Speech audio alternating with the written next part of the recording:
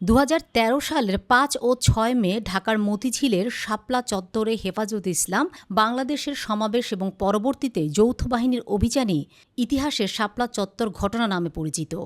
ইসলাম ধর্ম ও মহানবী সাল্লাল্লাহু আলাইহি সাল্লামকে নিয়ে কটূক্তির অভিযোগে নাস্তিক ব্লগারদের কঠোর শাস্তিসহ ১৩ দফা দাবিতে হেফাজতে ইসলাম এই আন্দোলনের ডাক দিয়েছিল।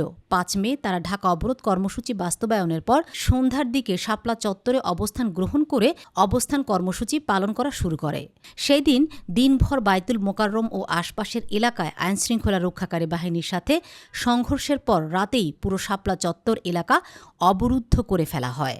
৬ মে প্রথম প্রহরে রাত প্রায় ২টার দিকে বিদ্যুৎ সংযোগ বিচ্ছিন্ন করে পুলিশ, র্যাব এবং বিজিবির সমন্বয়ে অপারেশন সিকিউর শাপলা পরিচালিত হয়।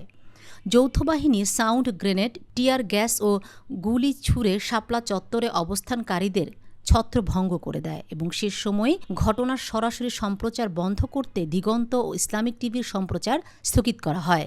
এই অভিযান নিহতের সংখ্যা নিয়ে ব্যাপক বিতর্ক রয়েছে।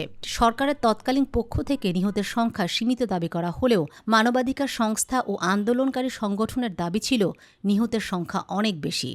পরদিন এর প্রতিবাদে দেশের বিভিন্ন জায়গায় সংঘর্ষ ছড়িয়ে পড়ে। দীর্ঘদিন ধরে শাপলা চত্বরের এই ঘটনাটি বাংলাদেশের রাজনৈতিক ইতিহাসে একটি অত্যন্ত সংবেদনশীল ও আলোচিত ট্র্যাজেডি হিসেবে চিহ্নিত করা হয়েছে।